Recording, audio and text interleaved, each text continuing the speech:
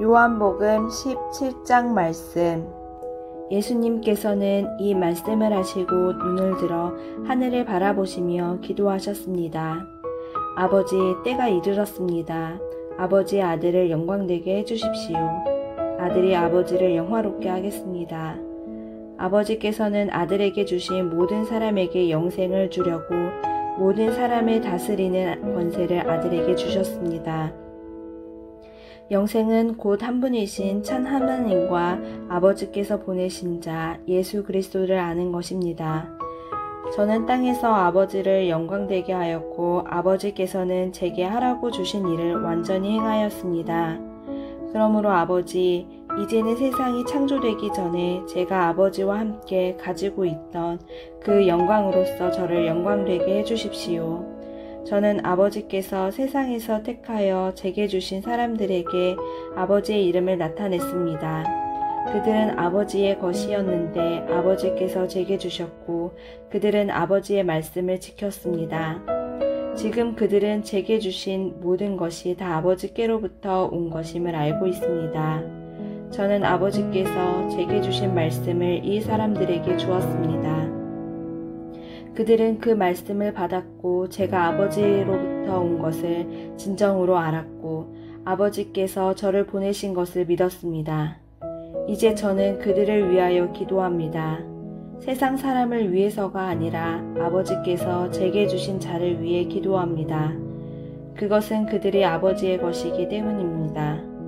제 것은 다 아버지의 것이고 아버지의 것은 다 제 것입니다. 그리고 저는 그들로 말미암아 영광을 받았습니다.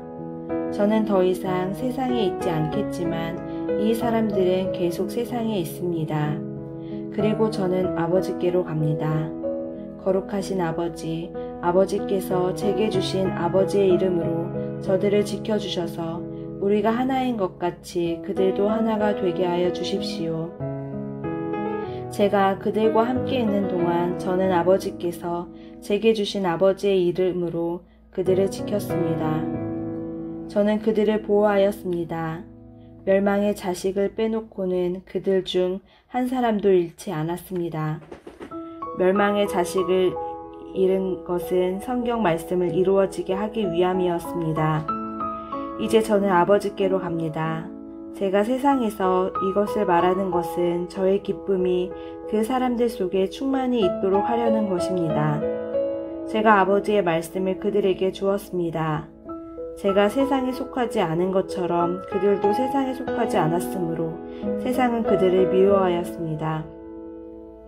제가 구하는 것은 아버지께서 그들을 세상에서 데려가 달라는 것이 아니라 악으로부터 지켜주시라는 것입니다. 제가 세상에 속하지 않은 것처럼 그들도 세상에 속하지 않았습니다. 그들을 진리로 거룩하게 해주십시오. 아버지의 말씀은 진리입니다. 아버지께서 저를 세상에 보내신 것 같이 저도 그들을 세상에 보냈습니다. 그들을 위해 내 자신을 거룩하게 하는 것은 그들도 진리 안에서 거룩해지도록 하기 위해서입니다. 저는 이 사람들을 위해서만 기도하는 것이 아니라 이 사람들이 전하는 말을 듣고 저를 믿는 사람들을 위해서도 기도합니다. 아버지, 아버지께서 제 안에 계시고 제가 아버지 안에 있는 것 같이 믿는 사람들이 다 하나가 되게 하여 주시고 그들도 우리 안에 있게 하셔서 아버지께서 저를 보내셨다는 것을 세상이 믿게 하여 주십시오. 우리가 하나인 것 같이 그들도 하나가 되게 하기 위해 아버지께서 제게 주신 영광을 이 사람들에게 주었습니다. 제가 그들 안에 있고 아버지께서 제 안에 계십니다. 부디 그들로 온전히 하나가 되게 해주십시오. 그리하여 세상이 아버지께서 저를 보내신 것과 아버지께서 저를 사랑하신 것처럼 그들도 사랑하셨다는 것을 알게 해주십시오. 아버지, 제가 있는 곳에 아버지께서 제게 주신 이 사람들이 저와 함께 있게 하여 주시기를 원합니다. 아버지께서 세상이 창조되기 전에 저를 사랑하셔서 아버지께서 제게 주신 그 영광을 그들로 보게 해주십시오. 의로우신 아버지, 세상은 아버지를 알지 못하지만 저는 아버지를 알며 이 사람들도 아버지께서 저를 보내신 것을 압니다.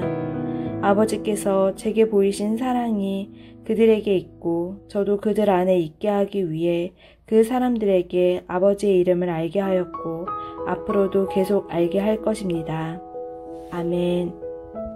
요한복음 18장 말씀. 예수님께서 기도하기를 마치시고 제자들과 함께 기드론 골짜기 건너편으로 가셨습니다.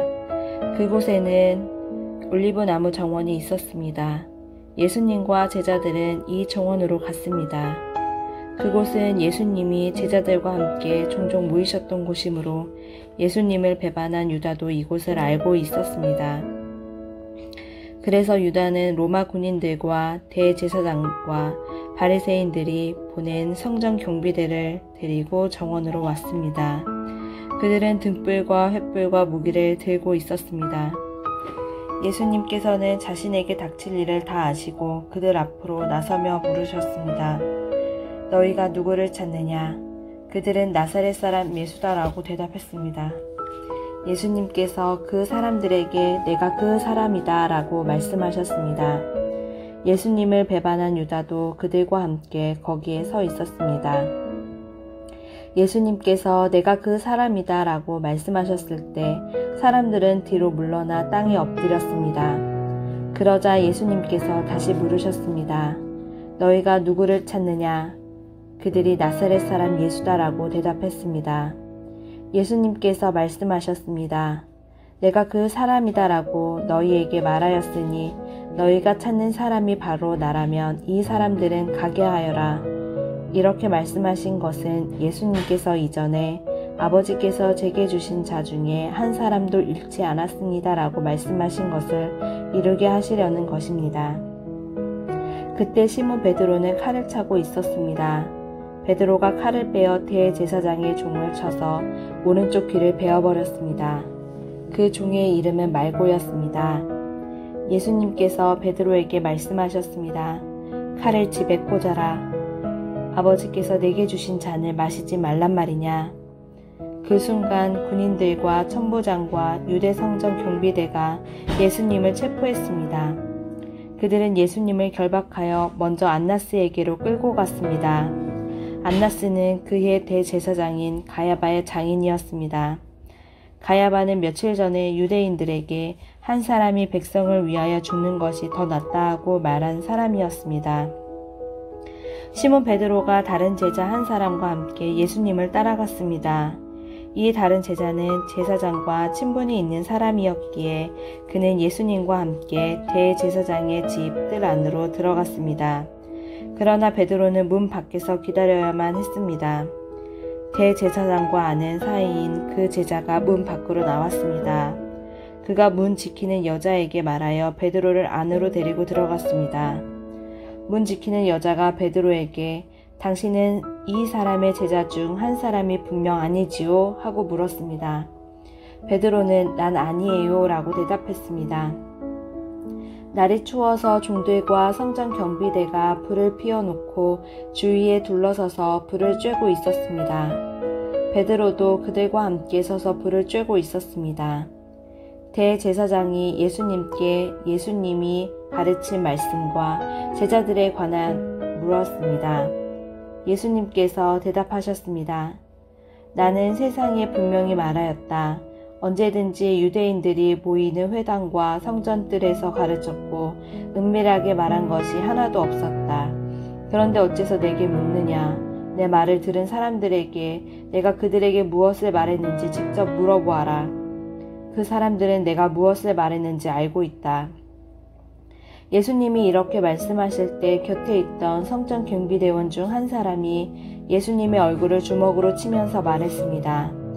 대제사장께 이런 식으로밖에 대답하지 못하겠소? 예수님께서 그에게 내가 잘못 말하였다면 그 잘못이 무엇인지 말하여라. 그러나 내가 사실을 말했다면 네가 어째서 나를 치느냐 하고 말씀하셨습니다. 그러자 안나스는 예수님을 결박한 채 대제사장 가야바에게 보냈습니다. 시몬 베드로가 서서 불을 쬐고 있었습니다. 여러 사람들이 베드로에게 당신도 저 사람의 제자 중 한 사람이 아닌 게 맞지요? 라고 물었습니다. 베드로가 부인하며 난 아니오라고 대답했습니다.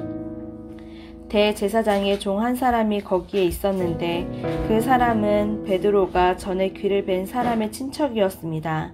그가 확신에 차서 말하였습니다. 내가 당신이 그 사람과 함께 정원에 있는 것을 보았소. 베드로는 다시 부인하였습니다. 그러자 바로 그 순간 닭이 울었습니다. 그들은 예수님을 데리고 가야바의 집에서 로마 총독의 관저로 갔습니다. 때는 새벽이었습니다. 유대인들은 몸을 더럽히지 않고 유월절 음식을 먹으려고 총독의 관저에 들어가지 않았습니다. 그래서 빌라도가 직접 밖으로 나와 유대인들에게 물었습니다. 당신들은 무슨 죄목으로 이 사람을 고소하는 거요?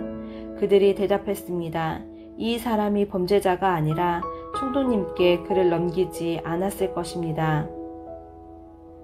빌라도가 그들에게 말했습니다. 당신들이 직접 그를 붙잡아다가 당신들의 법대로 재판하시오. 유대인들은 빌라도에게 우리에게는 사람을 죽일 권한이 없습니다 라고 대답했습니다.